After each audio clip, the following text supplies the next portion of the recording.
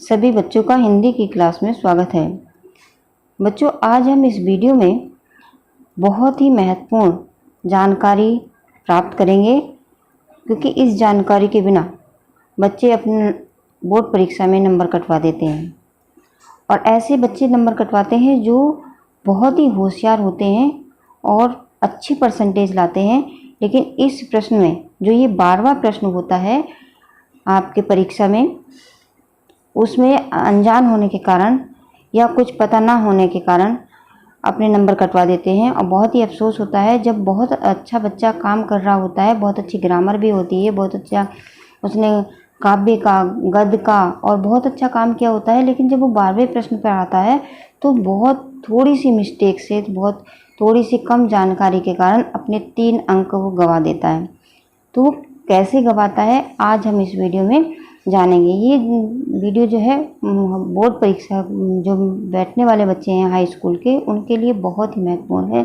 ये जानकारी उनको होनी ही चाहिए, क्योंकि ये जानकारी नहीं होगी तो वो अपने 3 नंबर बिना जानकारी के गंवा देते हैं। और ऐसा नहीं है कि वो लिखते नहीं हैं, वो लिखते भी हैं और बहुत अधिक एक्स्ट्रा मेहनत भी करते हैं और उन्हें नंबर भी नहीं मिलते हैं। तो देखिए कितनी महत्वपूर्ण ये जो है जानकारी है, इसको आप ध्यान से देखिए और पूरा देखिए, तभी आपको ये पूरी जानकारी आपको मिलेगी। कहीं ऐसा ना हो कि आप भी इस साल बोर्ड परीक्षा में बैठने वाले हैं और आपसे भी ये गलती हो जाए और आपके भी 3 नंबर, मेहनत भी करेंगे और 3 नंबर भी कट जाएंगे। तो देखिए जानते हैं कि कैसे कटते हैं बोर्ड परीक्षा में 3 अंक, कहाँ पर हो जाती है हमसे गलती। अभी देखिए इसमें आप 12वां प्रश्न देख रहे हैं, ये बोर्ड परीक्षा के प्रश्न पत्र का लास्ट में ये प्रश्न आता है 12वां प्रश्न। इसमें लिखा है, अपने पठित खंड काव्य के आधार पर निम्नलिखित प्रश्नों में से एक का उत्तर लिखिए। अब यहाँ पर देखिए कितने सारे प्रश्न हैं। अब बच्चों को लगता है कि हमें सारे ही प्रश्न करने हैं। कुछ बच्चे सोचते हैं कि ये जो प्रश्न है, क्योंकि जो बच्चे तैयारी करते हैं प्रश्न पत्र में से करते हैं, क्वेश्चन बैंक में से तैयारी करते हैं या फिर गाइड में से तैयारी करते हैं, तो ये सारे ही प्रश्न बच्चों को गाइड में मिलते हैं लिखे हुए। तो उन्हें जानकारी ना होने के कारण उन्हें ये लगता है कि शायद ये हमें पढ़ने हैं, क्योंकि ये हमारी गाइड में दिए हुए हैं। या फिर अगर वो प्रश्न पत्र भी खरीदते हैं तो प्रश्न पत्र में भी ये प्रश्न आते हैं।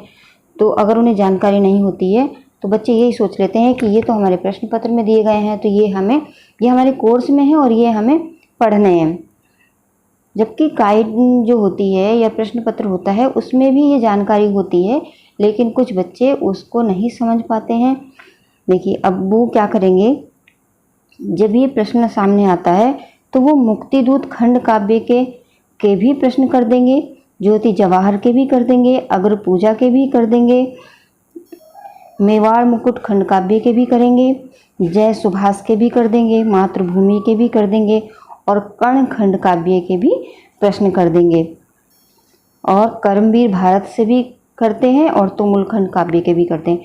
कुछ बच्चे ये करते हैं कि वो इनमें से मतलब उनकी इच्छा होती है कि इतने सारे प्रश्न आए हैं और वो समझ लेते हैं कि शायद इतने सारे प्रश्नों में से हमें कोई एक प्रश्न का उत्तर देना है, और वो अपनी मर्जी से किसी भी एक खंड काव्य का उत्तर दे देते हैं। और जबकि उन्हें करना क्या होता है कि जो खंड काव्य उनके ज़िले में चल रहा होता है उसी के उनको प्रश्न करने हैं। लेकिन ये जानकारी बच्चों को नहीं होती है और उनसे बहुत भारी गलती हो जाती है और वो बच्चे मेहनत भी करते हैं। कोई बच्चा तो सारे खंड काव्य के प्रश्न याद कर लेता है कि पता नहीं कौन सा प्रश्न पत्र में आ जाएगा और वही उसी खंड काव्य के प्रश्न में कर दूंगा। और जैसे ही प्रश्न पत्र सामने आता है, जो उसने याद किया होता है उसी प्रश्न को वो लिख देता है और इससे क्या होता है, उसे अंक परीक्षा में नहीं मिलते हैं। और ये गलती अच्छे बच्चे परीक्षा में करते हैं।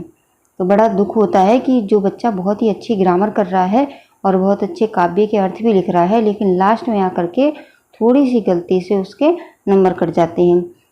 तो आज हम इस वीडियो में ये जान लें कि कौन सा खंड काव्य किस जिले के लिए होता है, किस जिले में रहने वाले बच्चे कौन से खंड काव्य के प्रश्न करेंगे। इस बात को बच्चे बहुत ही ध्यान से समझेंगे कि गाइड में भी ये सब सूचना दी होती है, नोटिस दिया होता है, लेकिन बच्चे ध्यान से नहीं देखते हैं।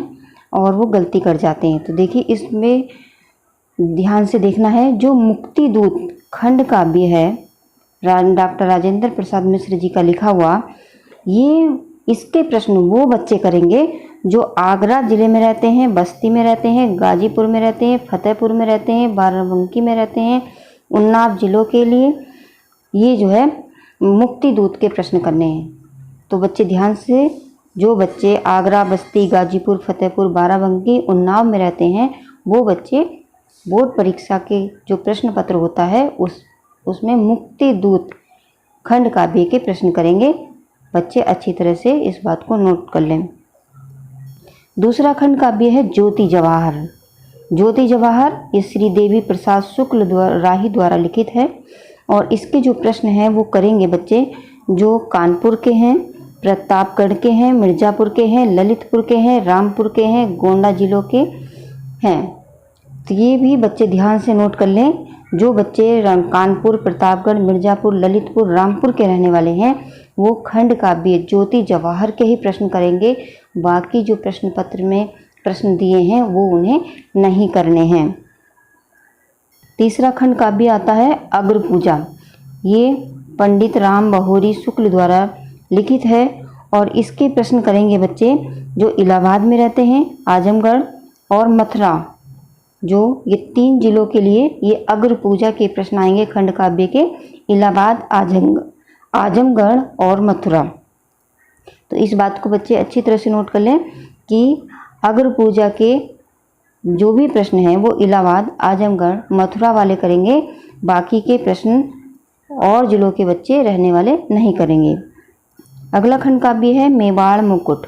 मेवाड़ मुकुट गंगा रत्न पांडे द्वारा लिखित है और इसके प्रश्न करेंगे जो बुलंदशहर में रहते हैं, देवरिया में, बरेली में, सीतापुर में, सुल्तानपुर में और बहराइच जिलों के लिए ये निर्धारित है मेवाड़ मुकुट।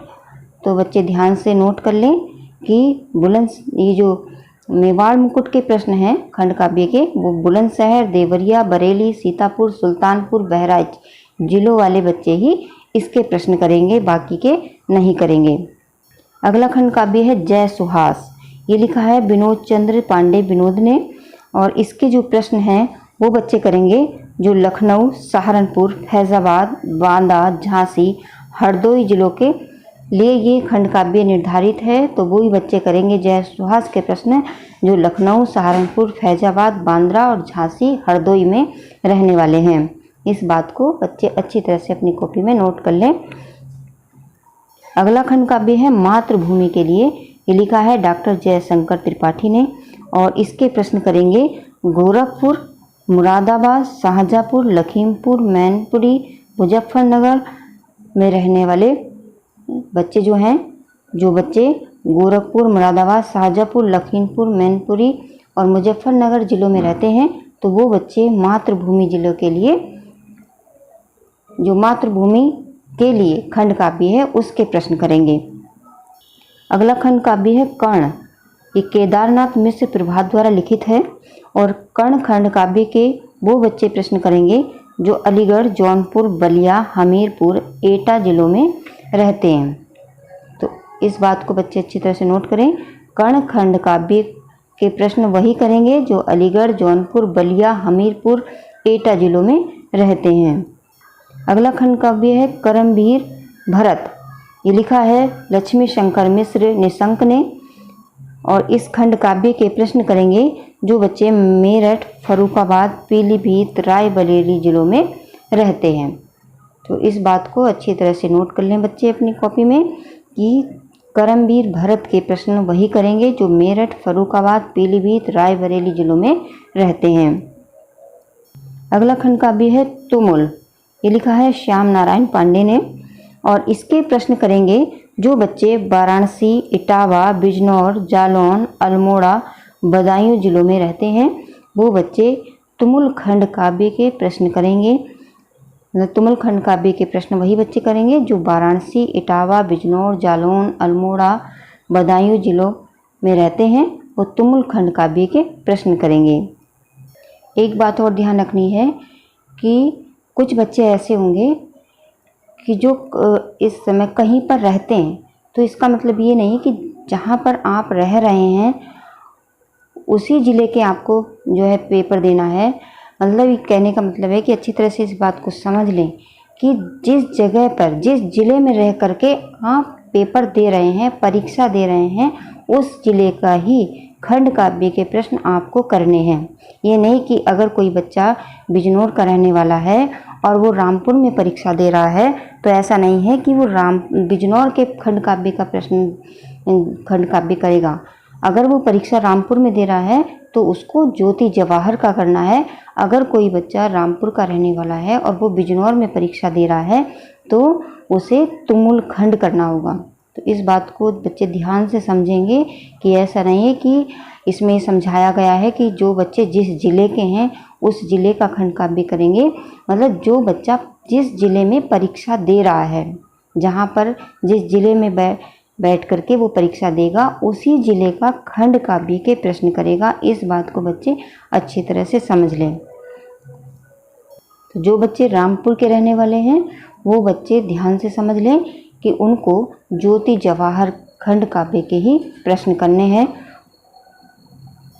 और जो बिजनौर के रहने वाले हैं उन्हें तुमुल खंड करना है। तो आज इस वीडियो में बच्चों हमने जाना कि जिस ज़िले में रहते हैं और जिस ज़िले में बच्चे परीक्षा देंगे तो खंड काव्य के जो प्रश्न हैं आपको उसी ज़िले का देना है जिसमें आप बैठ करके परीक्षा दे रहे हैं। तो इस वीडियो को ध्यान से देखिए और नोट कर लीजिए कि आप किस ज़िले में परीक्षा देंगे, उसी ज़िले का खंड काव्य के प्रश्नों को याद करिए। ये गलती बहुत जो है होशियार बच्चों से भी हो जाती है। बच्चे यही करते हैं, या तो सारे प्रश्न थोड़ा करके लिख देंगे, उससे बिल्कुल नंबर कटते हैं, या फिर वो कोई दो ले लेते हैं और उनके प्रश्न के उत्तर लिखते हैं। जैसे कर्ण भी ले लिया है, मुक्तिदूत भी ले लिया, करमवीर भरत भी ले लिया, ज्योति जवाहर भी ले लिया और तुमुल खंड भी ले लिया। वो सोचते हैं कि हमारी गाइड में ये प्रश्न है तो हमें सभी याद करने हैं। तो इस वीडियो को बनाने का मकसद यही है कि बच्चों के नंबर ना कटें। बच्चे बहुत ही ध्यान से इसको देखें। जिस ज़िले में आप परीक्षा दे रहे हैं उसी ज़िले का खंड काव्य करें। तो आज हम इस वीडियो में बस इतना ही समझेंगे। मुझे आशा है कि आप सबको ये जानकारी बहुत अच्छी तरह से समझ में आ गई होगी। अगर आ गई है तो वीडियो को लाइक करिए और अपने मित्रों के साथ शेयर करना बिल्कुल भी ना भूलिए, क्योंकि ये जानकारी हाई स्कूल परीक्षा में बैठने वाले बच्चों के लिए बहुत ही ज़रूरी है। और ये वीडियो की जानकारी आपके 3 अंक जो है बचा सकती है, जो कटवा देते हैं बच्चे अपनी जो है जानकारी कम होने के कारण। तो इसलिए अपने मित्रों के साथ ज़रूर शेयर करिए। और जिन बच्चों ने चैनल को सब्सक्राइब नहीं किया है वो बच्चे चैनल को भी सब्सक्राइब कर लें, क्योंकि चैनल को सब्सक्राइब करने से ही वीडियो का नोटिफिकेशन सबसे पहले आपके पास पहुंचेगा। और हम इस चैनल में हाई स्कूल बच्चे के लिए और इंटर की परीक्षाओं के लिए बहुत ही इतनी महत्वपूर्ण जानकारी आगे लेकर आने वाले हैं, ताकि बच्चे जो है बहुत अच्छी तरह से अपने अंक भी लाएँ और थोड़ी गलतियों से अंक भी ना कटवाएं। आज हम इस वीडियो में बस इतना ही समझेंगे। मुझे आशा है कि आप सबको ये जानकारी अच्छी तरह से समझ में आ गई होगी। धन्यवाद।